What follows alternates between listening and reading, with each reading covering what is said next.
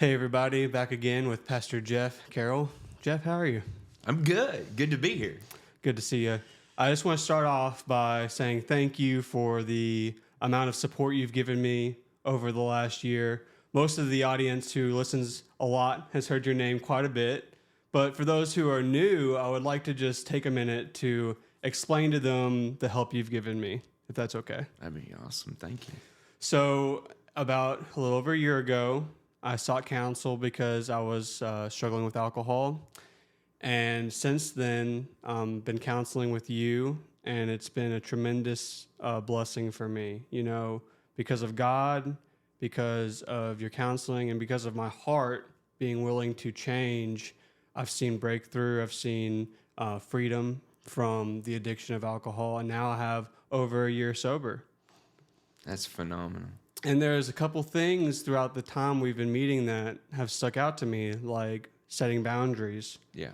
not only with the people in your life, but with yourself. Yeah.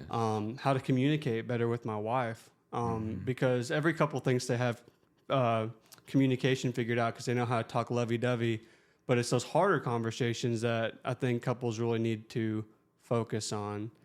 And so many other advices that I've gotten from you. What got you interested in studying the mind, and what got you passionate about counseling? I think after 32 years in ministry, I've always enjoyed it. And then through education, but mine has always come out of pain. And out of that pain, the victory that God has given me, I wanted to share with other people. Yes, I studied it a lot in my education, but most of it has come out of life experience. And I want to give that away. I don't want to go through pain and suffering without coming out the other side in the promised land and being able to look at somebody and say, you know what, I get it.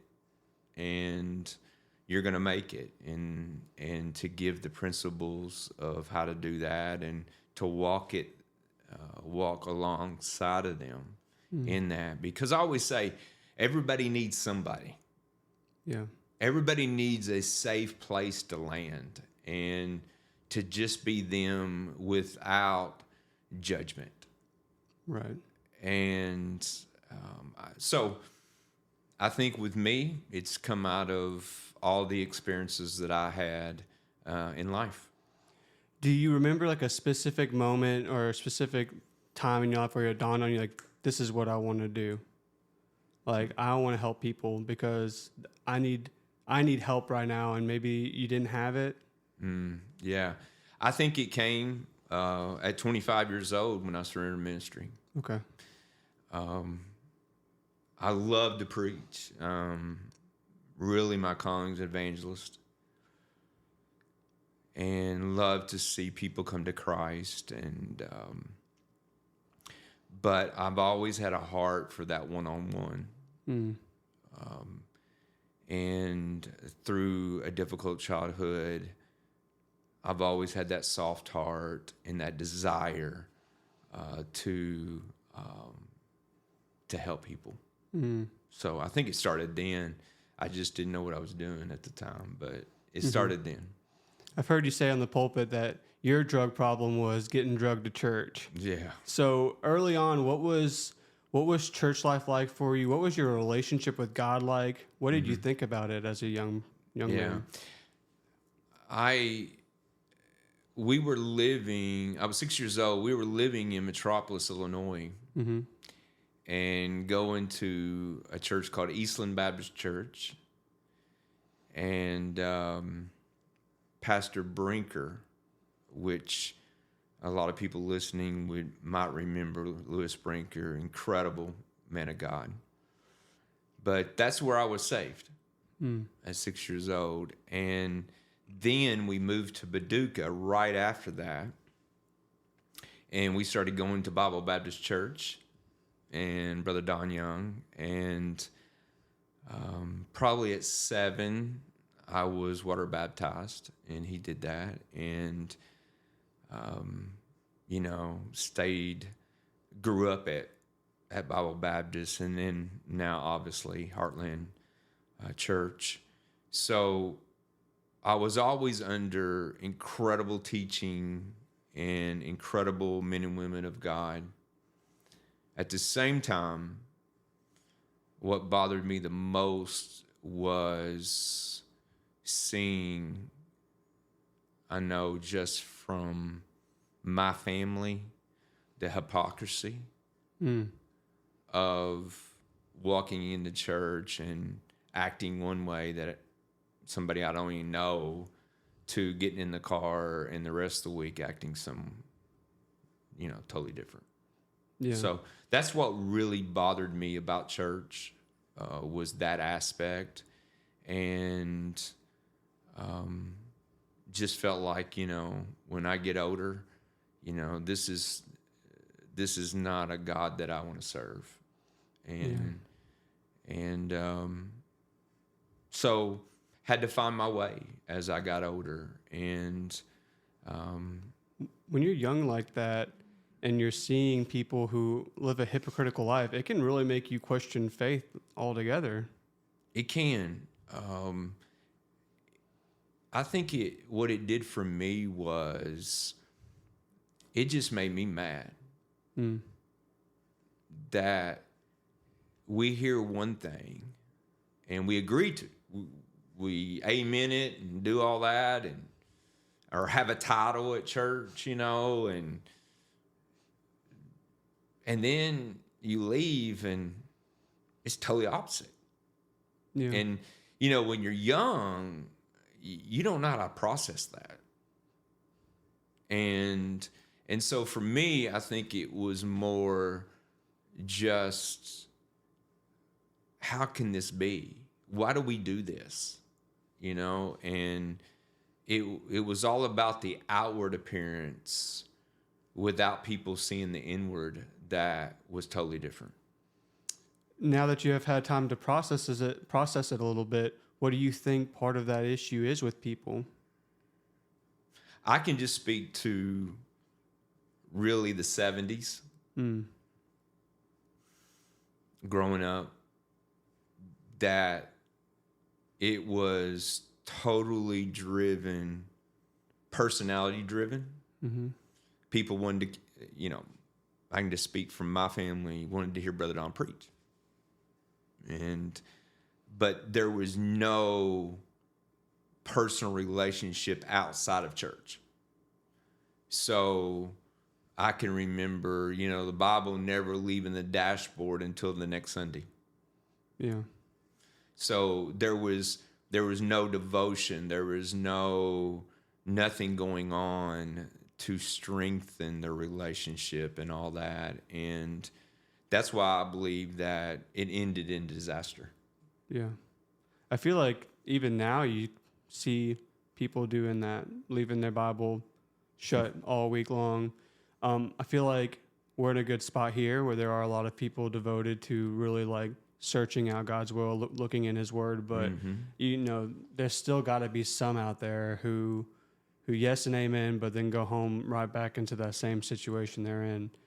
And I know when you were a young man, you had the world figured out. You were making good money. So what caused you to want to surrender your life to ministry?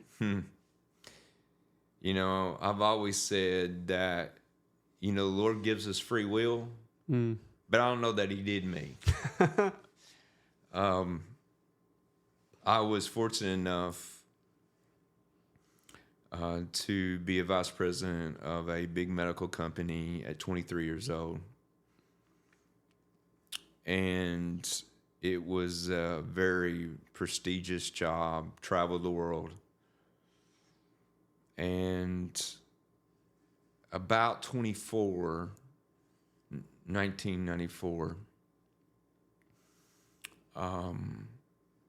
I just didn't feel good. And to the world's eyes, we're driving new cars, a new house. I'm making a lot of money.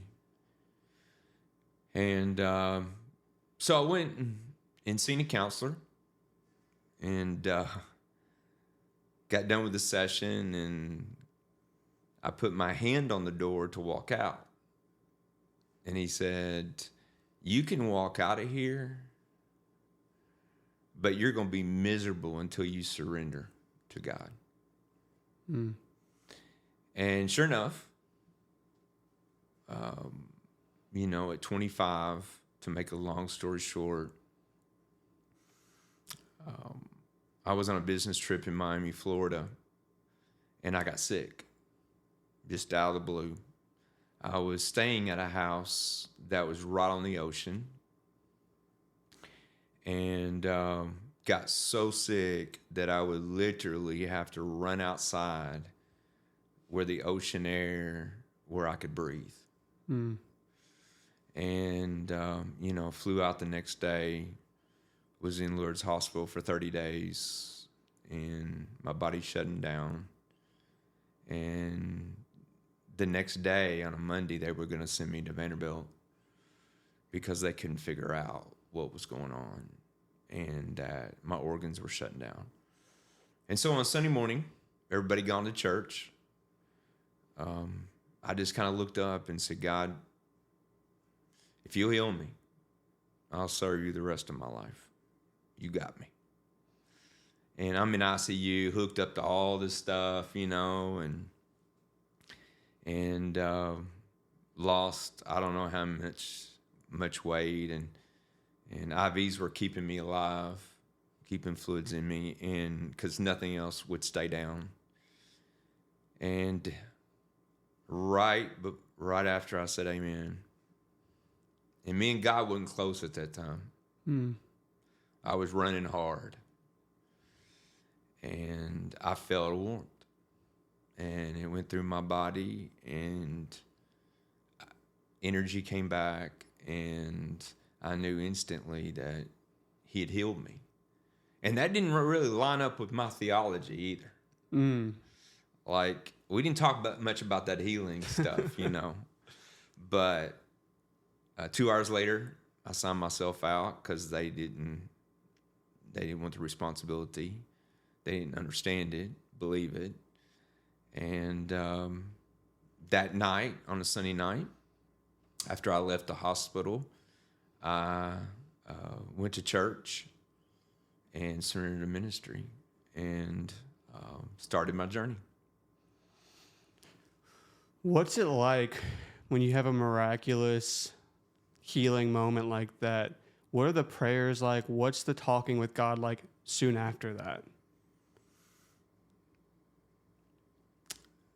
It's a beginning. Mm. Because you run so long and you haven't had that true intimacy that God has longed for with you. So I had to spend a lot of time. His name was Pastor Paul Belt. And I had to spend a lot of time with him to grow. Mm. And I took 6 months off, resigned, and took 6 months off, and before I started school. Okay.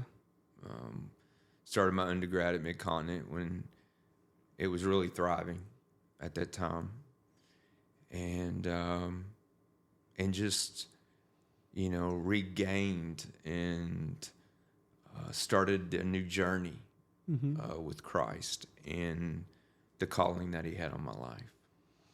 Where did you first start?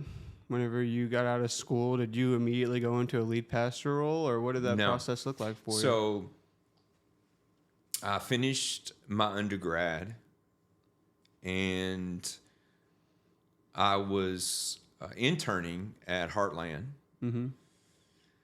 And Heartland at that time was really growing, but I was just interning.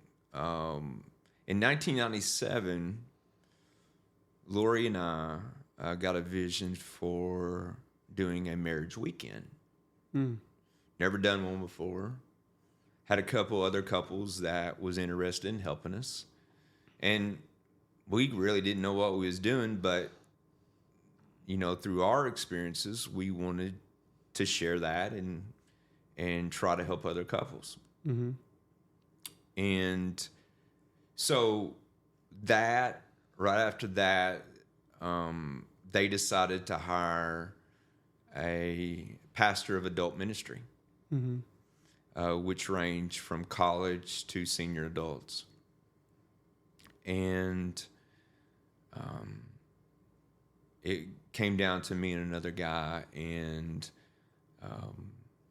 unanimously the elders selected me, and I was so honored. And so that's how it began. And then right after that was the Heath High School shootings. Oh, wow. And just kind of walking through all that, and which was a time that I hope I never see again. But so that's how ministry started for me full time. I did a lot of fill-in my undergrad. I did a lot of fill-in at other churches and enjoyed that time. Really did. But when I got to Heartland and they hired me, they allowed me to continue my education. And so I did online with my master's and doctorates. And I'm truly thankful that they gave me the time to do that, and supported me tremendously in that venture. So that's where it started. When did you meet Pastor John? Oh, what a story. So in 1997, as I was telling you about our first marriage encounter weekend, Pastor John was on that weekend, very first one. And I felt led on Saturday night after most of it was over. We had a Sunday morning service, kind of like, and we do communion or whatever, but most the marriage part was over. Mm-hmm. And so I just felt led we were sitting in the chapel at this retreat center, and I said, I would just like for you guys to share what God has showed you this weekend. And it was near the end, if my memory is correct. I didn't know him real well at all. I can't remember I don't know that I knew him. I can't remember. But I remember this tall, skinny boy stand up in the back. He's on the very back row. It's crazy how I can remember this. And tears running down his face. And he said, God has called me into ministry. Wow. And, I'm standing there like, okay, what do you do now? I wasn't expecting this one. And so I just went back there and hugged him, and we prayed over him. And so after that, getting to know him and walking that through, that there was no doubt he was called. Yeah. And that God had truly given him a gift. And then, I don't know when it was, a couple years later or so, had the opportunity to work with him. So it was exciting. We can always jump around to wherever you want to, but, in these past few years, if you just take a second to step back and you see what the Lord's been doing with your relationship with him and this church family, what comes to mind when you think about it? We were gone from Paducah for 19 years when I was a senior pastor around the Fort Wayne, Indiana area. And I transitioned that and gave it to the church and the Dream Center to my daughter and son-in-law, and knew that God was transitioning me. So we came back home. And my intentions was to opening a counseling center, preach wherever, when the opportunity came to fill in or be an interim pastor. But I knew that my senior pastor days were over. And Pastor John and I think he called or something, and we got together and we started kind of weekly meeting together and kind of like in a consulting role. But through that, one night, it seemed like it was on a Sunday night, I can't remember, but we'd been out together and I was getting ready to get out of his vehicle, and he said, "Hey, can I talk to you for a second?" And I said, "Yeah." And he said, "Would you ever consider coming helping me? The church is growing and we are so low on staff." And I said, definitely wasn't in the cards, but I will pray about it. And one night, sitting in my chair at home, Lori and I looked over at Lori and I said, "I would only do this for Pastor John, just because of our relationship." And so, I told everyone right up front that my senior pastor days are over. Yeah. And that I still wanted to continue in my in the ministry of counseling that I had set up already, called Souls Matter International.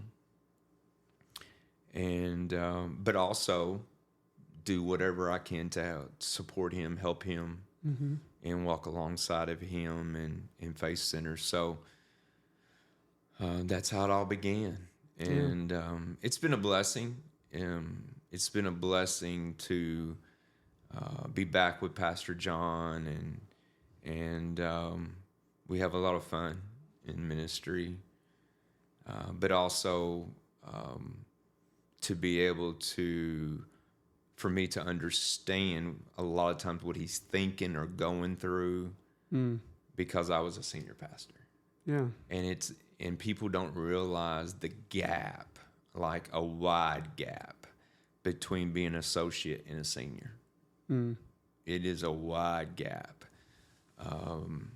in the role. So I just want to be a blessing to him, to the church, and to other people in the role that I have.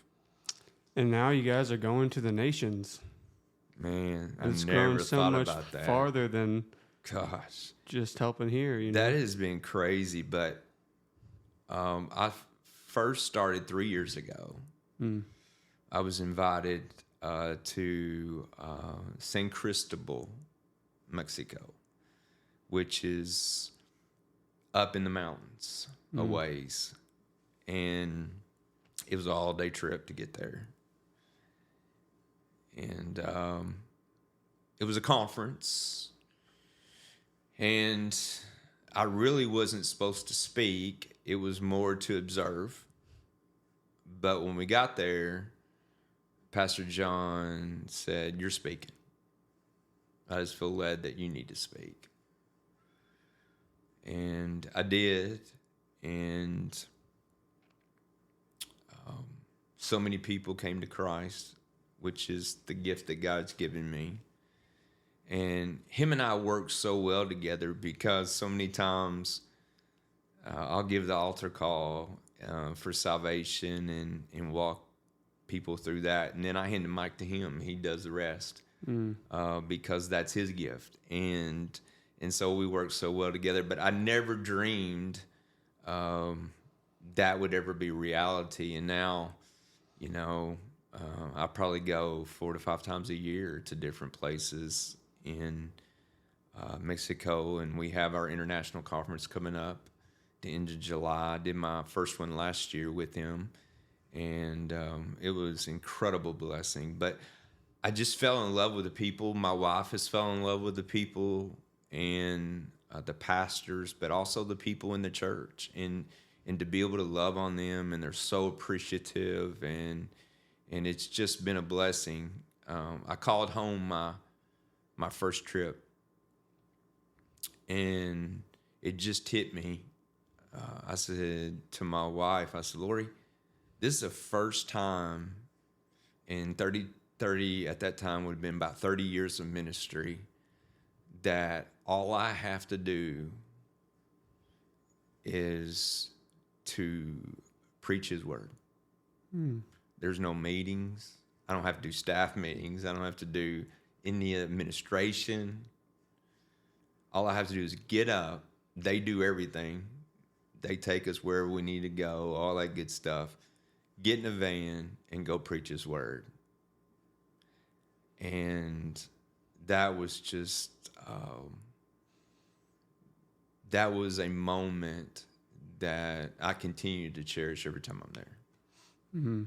Keep on hearing you mention your wife. How did you meet Lori? Wow. Most people, unless you're older, will not remember this. But back in the day, early 80s,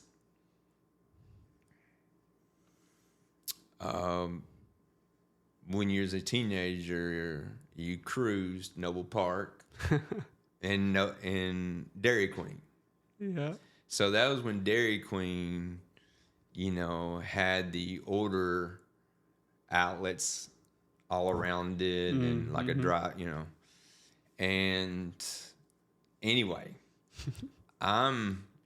it was on a Friday or Saturday night. I was by myself for some reason that night, and I was eating.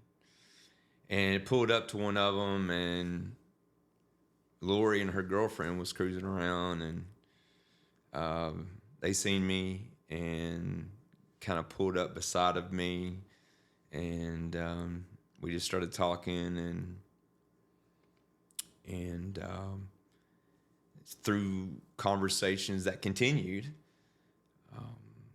we were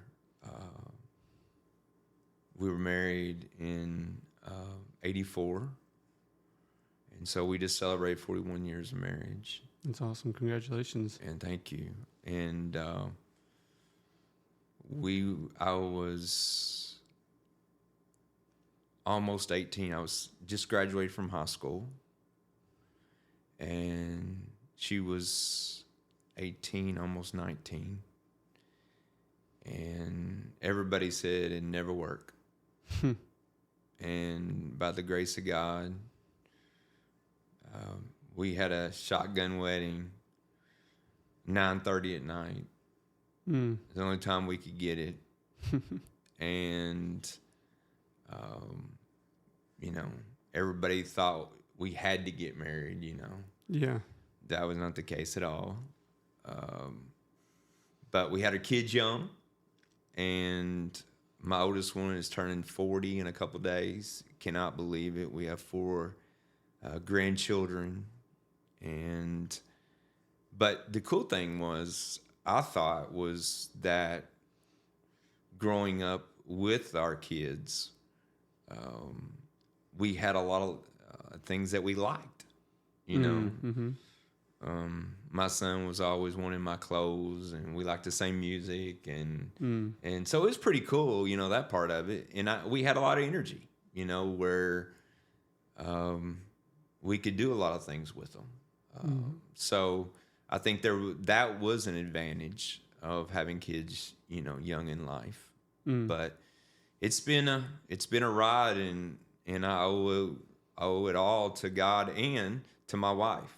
Yeah. Because she's been the rock that has really laid a foundation for our family. And everybody sees me preaching and on stage, but have no idea that besides God, she's the main reason I'm able to do that, because through so much of my ignorance and running from the Lord and all that.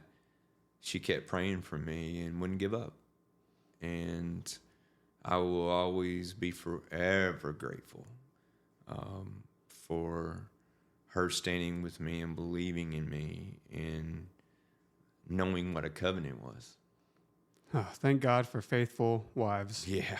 Because I definitely tried it my own way, but Jody was faithful through it all. So I feel Amen. that when you're saying that. Jody and I actually met in a Sonic drive-in. We had been texting, so we planned on meeting there, but Yeah. that's still pretty cool. After 41 years of marriage, if you had any advice to give at all to someone who's either married, thinking about marriage, what would that advice be? First of all, get premarital counseling. Yeah. Critical premarital counseling. Second of all is in probably, let's just say 30 years of marital counseling, I've never had one couple come see me for marital counseling that prays together.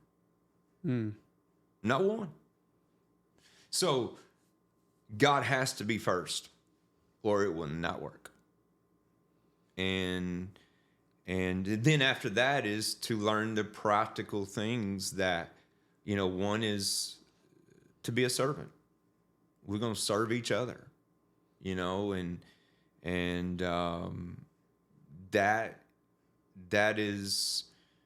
that's what makes marriage fun. That it's just not one serving, it's both of you serving each other. That there is no guidelines of what she's supposed to do and I'm supposed to do. I get up in the morning and I think about, how can I make Lori's day better today? Yeah. I can give people all the practical things and do.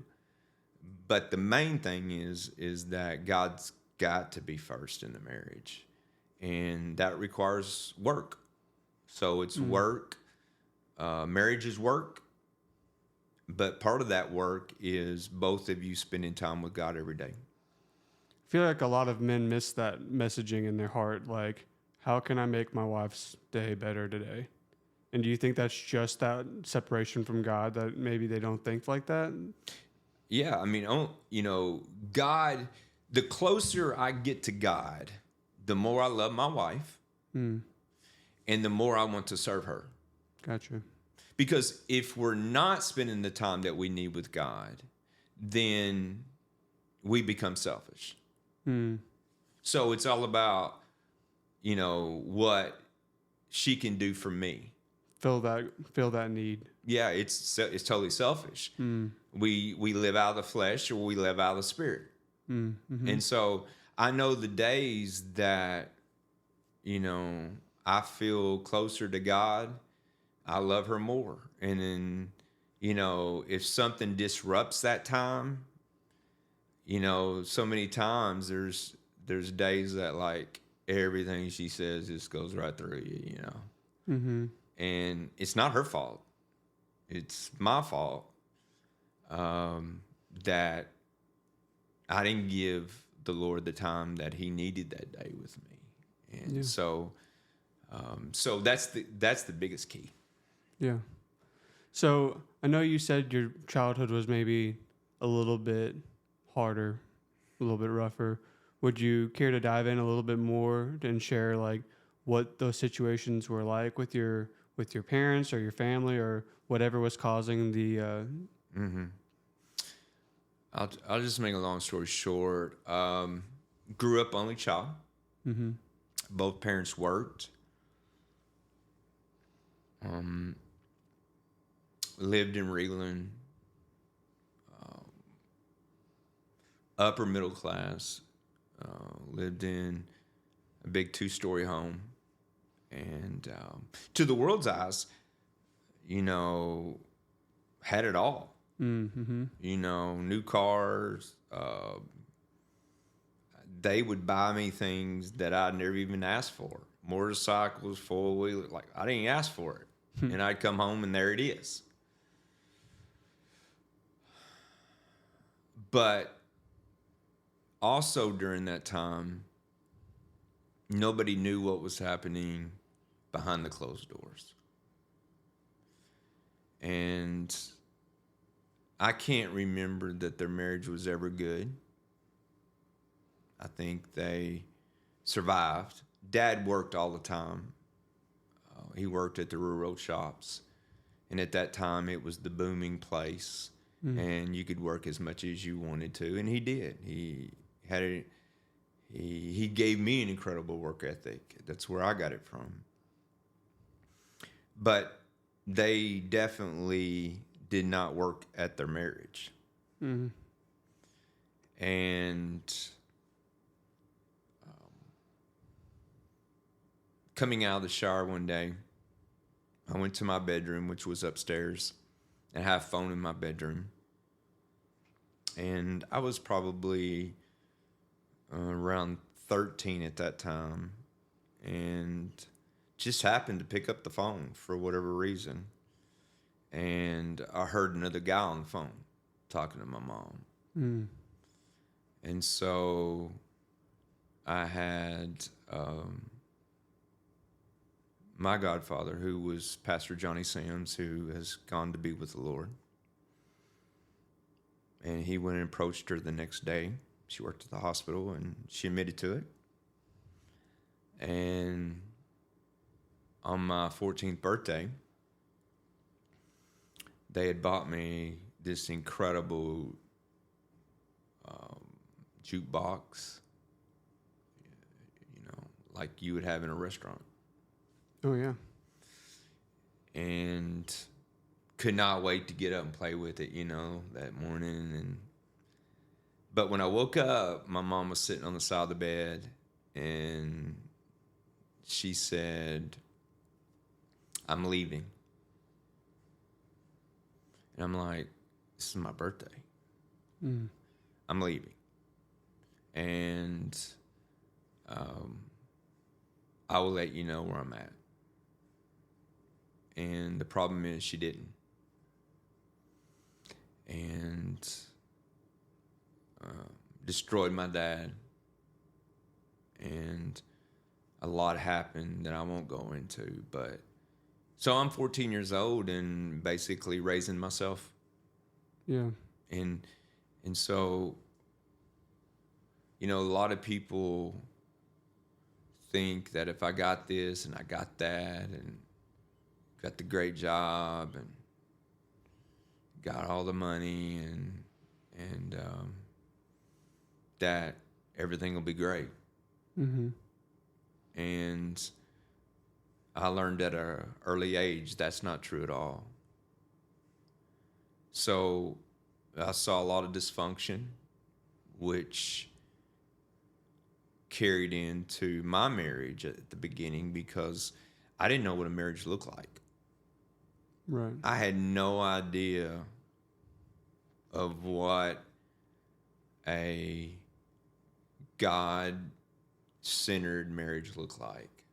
I just knew toxicity and total hypocrisy, going to church, everything great, coming home and war all the time. Did it make you afraid of that commitment with a woman? No, I really didn't, because Lori had an incredible family, had parents that loved each other. It was the first time that I really seen what a marriage could look like. Right. And so no, it was truly a God thing that I finally found. 4 years later, I finally found security and someone who truly loved me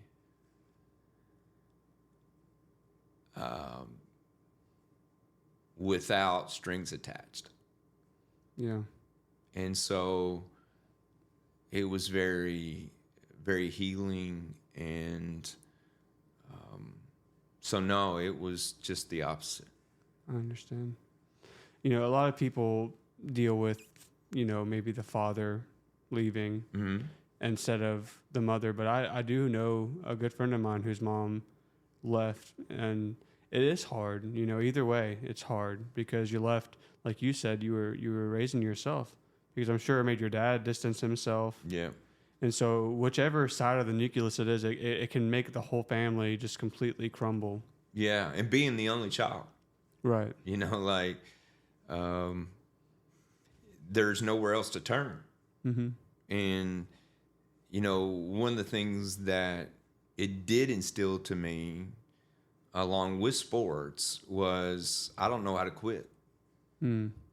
Quitting was never an option at 14. And so throughout life, I think that's been a help with that. And, you know, I wished I could tell you the story today was different, but it's not. Yeah. I didn't talk to my mom for 20-something years, and it wasn't me, it was her. And it's very toxic today. And, you know, I hate that, but at the same time, I pray for her. And I pray that before she leaves this earth, that she gets it right with the Lord. And I just try to love her unconditionally, but I have to do it from a distance. Did you have anybody fill in your gap there? Like, did you have like a spiritual mother or a spiritual mentor to help maybe mend that a little bit? Yeah. My godparents, Yeah. Pastor Johnny Sams and his wife, Sandy. Spent a lot of time with them. Kind of moved in with them for a while. Their son and I were best friends, Richard, who's pastor now in Calhoun, Kentucky. And so they stepped in and really took me in and helped me. Brother Don and Edie Young really helped me. So the church family at that time, Bible Baptist, was so good to me and helped me through some of the worst times of my life. Now, when you came here, you were leaving Indiana, correct? Yeah. Is that where Souls Matters and everything started? Where did Souls Matter come from? What inspired that? It happened during all that transition time, that kind of when pastors started reaching out to me to do coaching, consulting, whatever you want to call it, counseling, kind of all rolled up into one. I started Souls Matter International and got it incorporated and all that because I knew that I was in a transition. But I did feel like that my call was obviously to continue to preach the word. But number two is to pastor pastors. No doubt that's what the Lord laid on my heart. So through all that, I started Souls Matter International, and it's just kind of evolved. But it all began during my transition in Indiana, as I transitioned the church from me to my daughter and son-in-law. And how important has it been counseling not only people, but getting counseling yourself? How important has that been for you? I said earlier that everyone needs someone. And I had a therapist in Orlando, Florida, a brilliant man who was a pastor at one time and before that was a police officer in Brooklyn, New York, full-blooded Italian, and then went off to school, and I don't know how many degrees he had on his wall, but he had a bunch. Just brilliant, but also very prophetic. and understood me. It took a few counselors, but this guy understood me, got me where I was at, what I've been through, even in the church world, and how that played into where I was at in that time in 2018. And so I think it's very, very important. And a lot of pastors that I know today, if I would say their name, a lot of listeners would know. They all have somebody that they go to once a month and be able to have that safe place for an hour where it's about them and not just them giving and giving. Yeah. So what's next for Jeff? What gets you excited? What do you see on the horizon that the Lord's doing? You know, I'm just excited about where I'm at right now. I'm excited about, working with Pastor John. I'm excited about the whole new adventure that's opening up overseas and, more countries next year that we're able to go and carry out the Great Commission. What new countries? I believe one will be Honduras. Okay. That we're looking at, and some others are still up in the air, but that's one that we're looking at for January. Mm-hmm. But I'm just excited to see what God is doing and the doors He's opening. I prayed for so long that He enlarged my territory, where we can preach to the world, and He's opening that, and I'm excited about that, and so.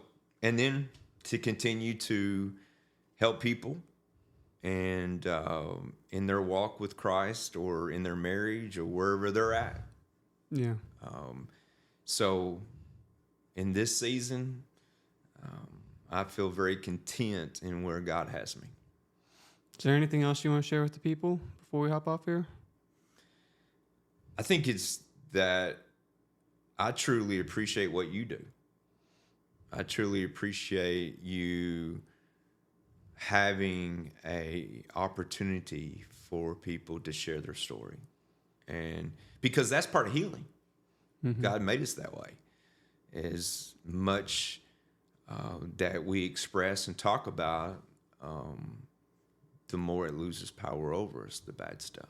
And and how you've grown in this. As I told you before we went on today, the setup is like so incredible, and you're so passionate about it. And for me, just as you opened, as we started meeting a year ago, you're an example of what keeps me going. I'm almost 59, and some days you think, like, is it still working? Yeah. But to look at you and see how God's worked in your life and have the opportunity to walk beside of you and see where you're at today after a year is what really keeps me alive in ministry. So thank you for not quitting, but also for taking your experience and broadening it and carrying out what God called you to do. So I'm thankful you so much for that. I was just thinking about it before we even started. I was pacing in the halls. You wouldn't imagine how funny it is, like when I'm meeting with you or something like this is happening and the enemy tries to throw like a wrench and stress you out. But in a minute of peace, I was realizing like, this is like the 96th episode of doing this and how much my testimony has grown, and like you're saying, the power and impact of our testimonies and the responsibility the Lord's given me to help tell people, share people's testimonies, has made me want my testimony to only get better. That's right.